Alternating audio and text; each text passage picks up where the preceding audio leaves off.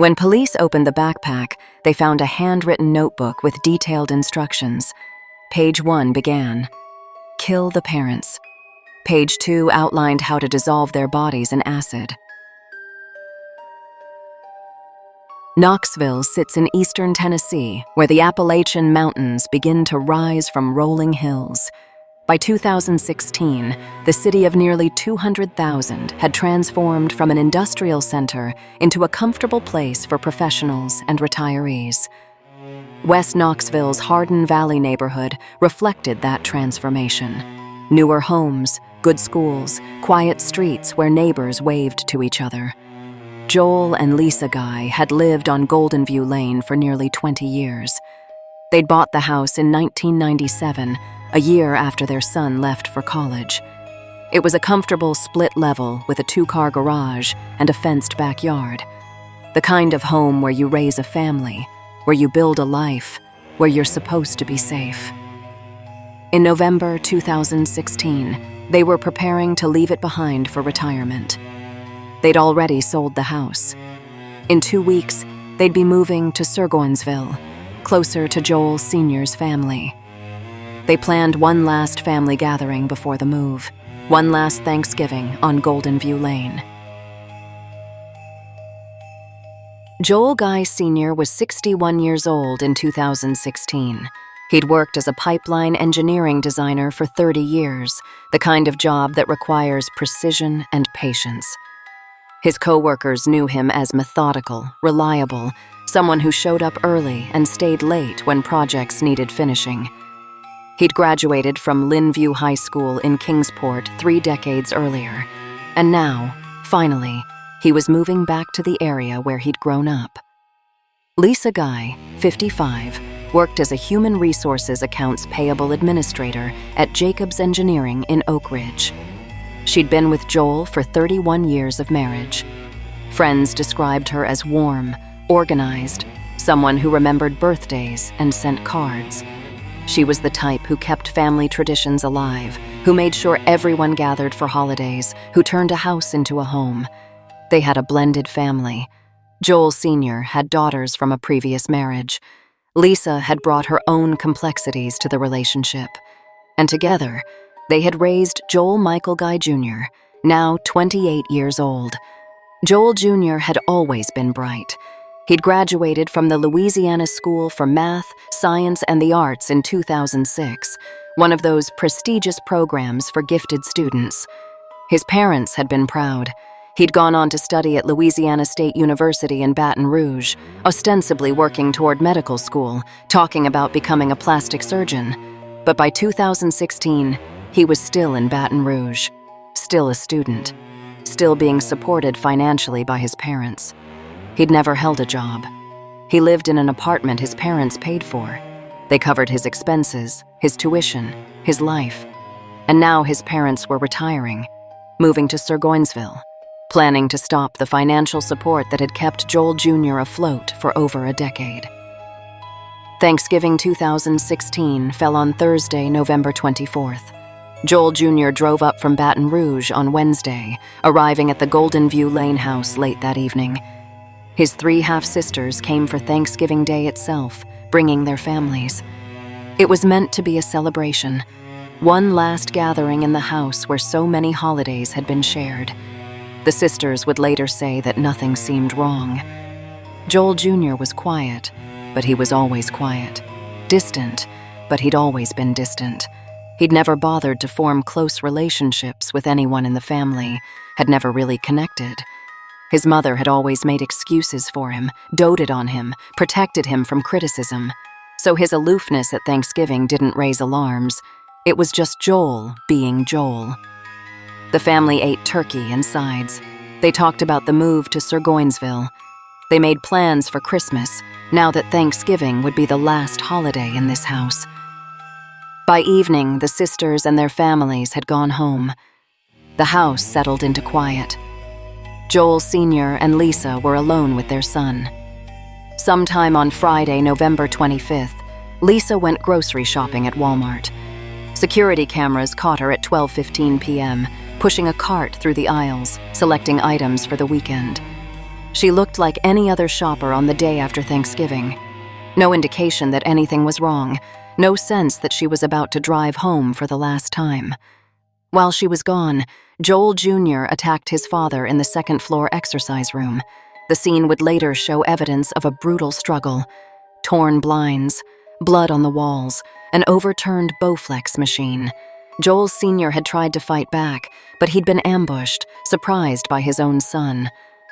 When Lisa arrived home, she entered through the front door.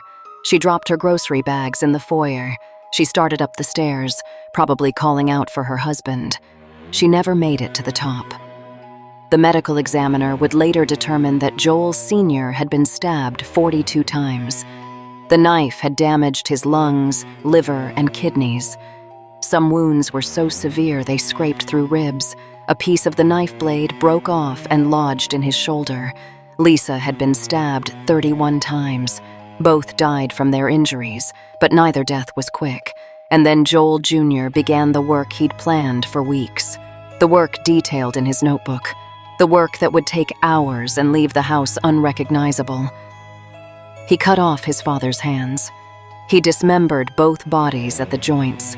He placed their torsos in blue plastic containers filled with a mixture of chemicals: muriatic acid, lye, drain cleaner, hydrogen peroxide, industrial solvents.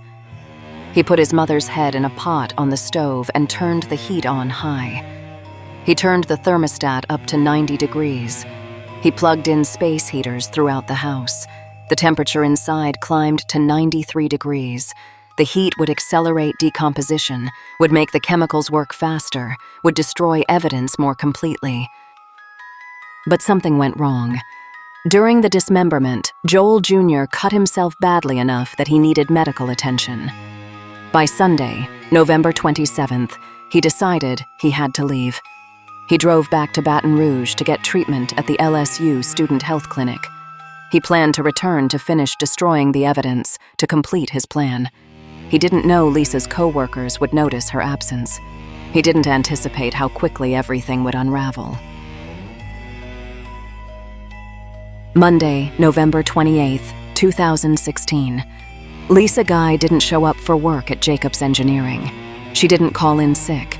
She didn't answer her phone. Her co-workers knew this was unlike her. Lisa was reliable, responsible, the type who always communicated. When they couldn't reach her by mid-morning, they called police and requested a welfare check. Deputy Stephen Ballard was the first to arrive at the Golden View Lane house around 3 p.m.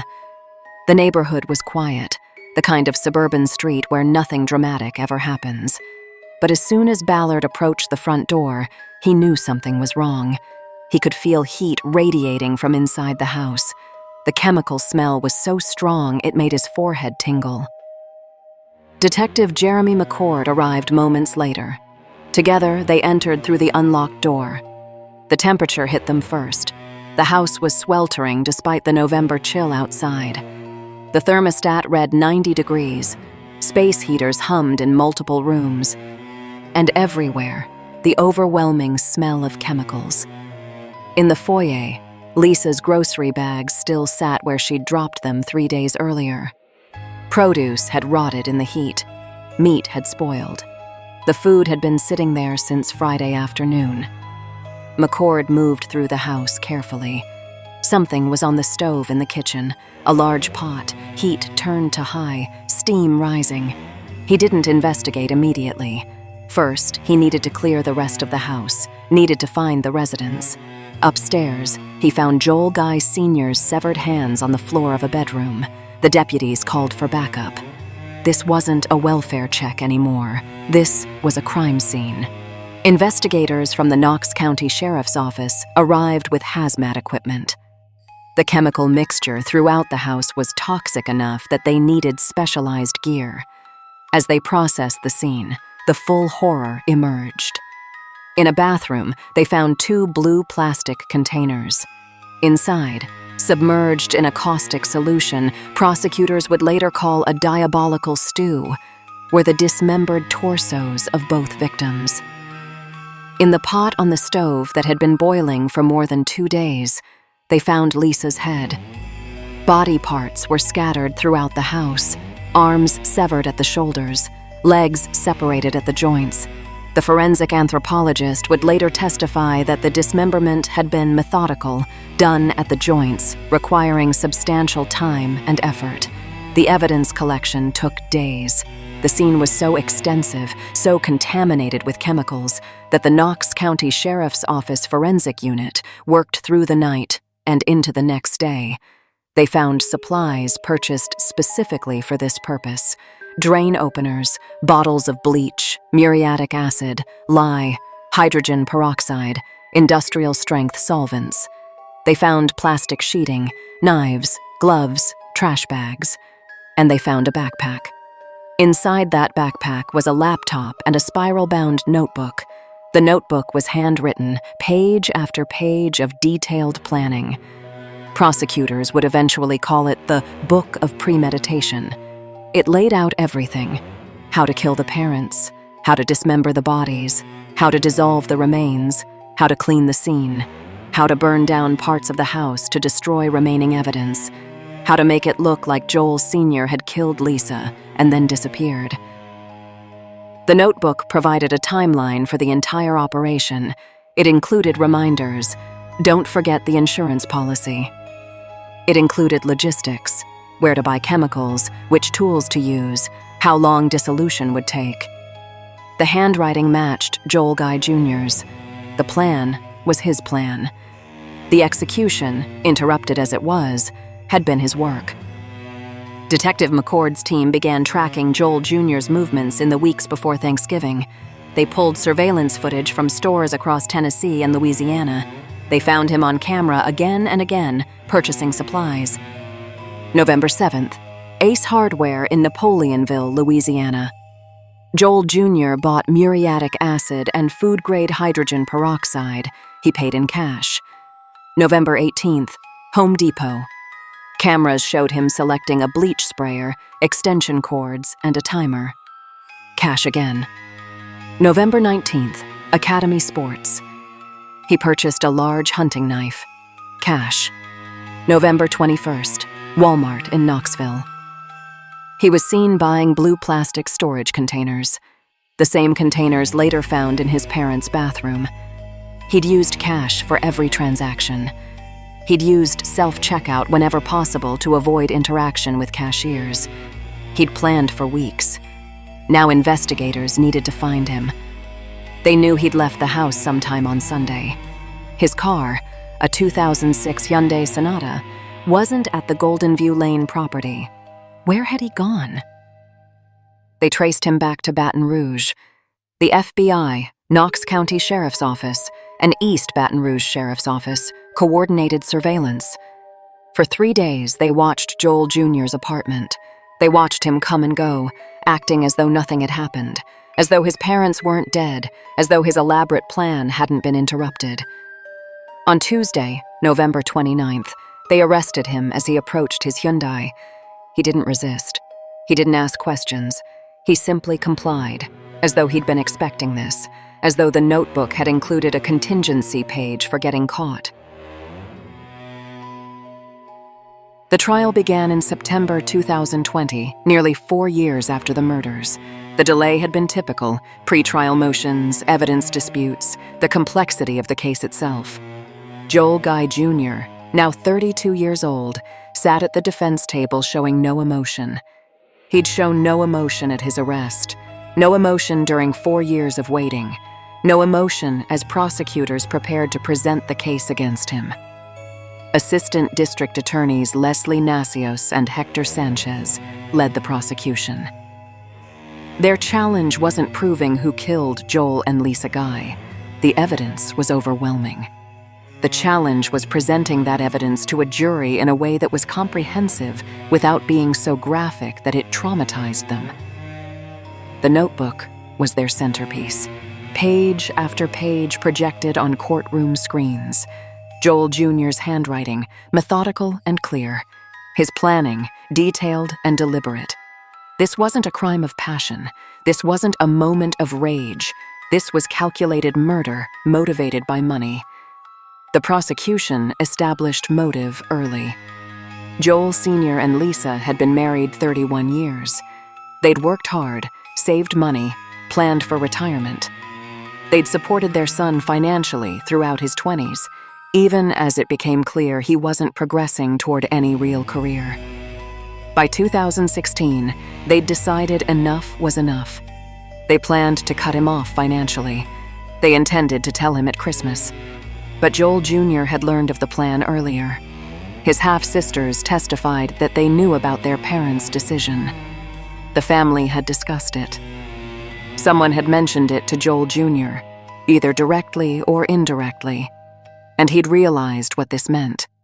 No more apartment, no more tuition money, no more comfortable life in Baton Rouge. The prosecution introduced evidence of the life insurance policy, $500,000 payable if both parents were dead or missing. Joel Jr. was the beneficiary. The notebook referenced this policy multiple times. It was central to his motivation. Dr. Darinka Miliusnik-Polchan, a forensic pathologist, testified about the victim's injuries. She described them clinically, professionally, but the impact on the courtroom was visible. 42 stab wounds to Joel Sr., 31 to Lisa. The knife had been driven with such force that it scraped through bone. The blade had broken against Joel Sr.'s shoulder blade, a piece lodging in the wound. Murray Marks, a forensic anthropologist from the University of Tennessee, explained the dismemberment process. "It's a lot of work to disarticulate a body at the joints," he testified. The prosecution wasn't asking him to horrify the jury. They were asking him to establish that this level of dismemberment required time, effort, and planning. This wasn't something done in a moment of panic. This was part of the plan, as detailed in the notebook. The surveillance footage played in sequence. Week by week, store by store, Joel Jr. purchasing exactly what he'd need to execute his plan. Each transaction paid in cash. Each item selected with purpose. The jury watched him walk through Ace Hardware, through Home Depot, through Academy Sports. They watched him select chemicals, tools, containers. They watched him prepare to murder his parents. And then they saw Lisa's final shopping trip. Friday, November 25th, 12:15 p.m. at Walmart. A woman buying groceries for the weekend, unaware that her son had already killed her husband, unaware that she had less than an hour left to live. Joel Jr.'s half-sisters testified. They spoke about their father's love for Lisa, about the 31 years of marriage, about the retirement they'd been planning. They spoke about Thanksgiving Day, about how nothing seemed unusual, about how they'd said goodbye and left their father and stepmother alone with Joel Jr. They spoke about learning that their parents had planned to cut Joel Jr. off financially. They confirmed that the family knew this was coming. They confirmed that Joel Jr. would have known, or at least suspected. Defense attorneys had few options. The evidence was overwhelming. The notebook alone was damning. They couldn't argue that Joel Jr. hadn't killed his parents. The forensic evidence was absolute. They couldn't argue it wasn't premeditated. The notebook proved it was. Their best option was to suggest diminished capacity, but Joel Jr.'s methodical planning undermined that claim. A person suffering from a mental health crisis doesn't spend weeks purchasing specific supplies, doesn't write detailed notes, doesn't execute a plan with precision. The jury deliberated for approximately 3 hours. On October 2, 2020, they returned with their verdict. Guilty on all 7 counts. 2 counts of premeditated first-degree murder, 3 counts of felony murder, 2 counts of abuse of a corpse. The courtroom was silent as the verdict was read. Joel Jr. showed no reaction, no surprise, no relief, no distress, nothing. Judge Stephen Sword set sentencing for November 19th. The verdict carried an automatic life sentence, But the question remained whether Joel Jr. would serve the sentences consecutively or concurrently. The prosecution argued for consecutive terms, meaning he wouldn't be eligible for parole for 102 years. They wanted to ensure he never walked free. On sentencing day, Judge Sword agreed. Life in prison, consecutive terms, no possibility of parole in Joel Guy Jr.'s lifetime. The house on Golden View Lane sat empty after the investigation concluded. It had been the site of one of the most horrific crimes in Knox County's history. The real estate transaction that Joel Sr. and Lisa had completed, selling the house, preparing for retirement, was left in legal limbo. The buyers backed out. No one wanted to live where this had happened. Eventually, the property sold at a significant loss. New owners gutted the interior, changed everything that could be changed. But the address remains in public records, searchable for anyone curious about where it happened. Joel Sr.'s daughters lost their father, their stepmother, and in a sense, their brother. They'd sat in that courtroom and listened to how Joel Jr. had methodically planned and executed the murder of a man who'd raised him, who'd supported him, who'd loved him despite their complicated relationship. The Knox County Sheriff's Office used the case for training purposes. The complexity of the scene, the evidence collection under hazardous conditions, the coordination between multiple jurisdictions, it became a teaching tool for other departments. How to handle chemical contamination, how to process a scene with remains in multiple locations, how to track down a suspect who'd left the state. 4 years passed between the murders and the verdict. 4 years during which Joel Jr. sat in jail, presumably reading, thinking, waiting. Did he regret it? Did he understand the magnitude of what he'd done? His courtroom demeanor suggested not. He'd shown no emotion during the trial, no reaction to the verdict, no response to his sentence. He'd been described as distant and disconnected his entire life. That quality persisted to the end. The notebook remains the most chilling piece of evidence, not because of what it described, horrific as that was, but because of how it was written. Clinical, organized, detailed, like a student taking notes for an exam, like an engineer planning a project. Each step numbered, each action itemized, each contingency considered. Except for one. He hadn't anticipated cutting himself badly enough to need medical attention. That oversight, that small deviation from the plan, led to his arrest. If he'd been more careful, if he'd worn better protective equipment, if he'd finished the job before leaving for Baton Rouge, would he have gotten away with it? Would Joel Sr. and Lisa simply have vanished, their house burned, their remains dissolved, their deaths a mystery? The answer is probably yes. The plan was that thorough. Joel and Lisa Guy were more than victims of their son's greed. They were people who'd worked 30 years to build a retirement, who'd raised a blended family, who'd planned one last Thanksgiving in the house where they'd spent 2 decades. They deserved to retire to Sirgoinsville. They deserved to enjoy the life they'd earned. The notebook that convicted Joel Guy Jr. proves something uncomfortable, that premeditation can be hidden behind normalcy, that someone can plan murder while eating Thanksgiving dinner, that a son can sit across from his parents and mentally rehearse their deaths. So here's what I'm thinking about. The sisters said nothing seemed wrong on Thanksgiving Day, but in retrospect, were there signs they missed? Or was Joel Jr. simply that disconnected, that capable of hiding what he'd planned? If you've followed cases like this, what do you think? Drop your thoughts below. If this kind of deep dive storytelling, where we cover both the human story and the investigation, is your thing, subscribe for more. This is part of the Thanksgiving series, and there are more cases coming that explore how holidays can become tragedy. This has been Umbra Cases.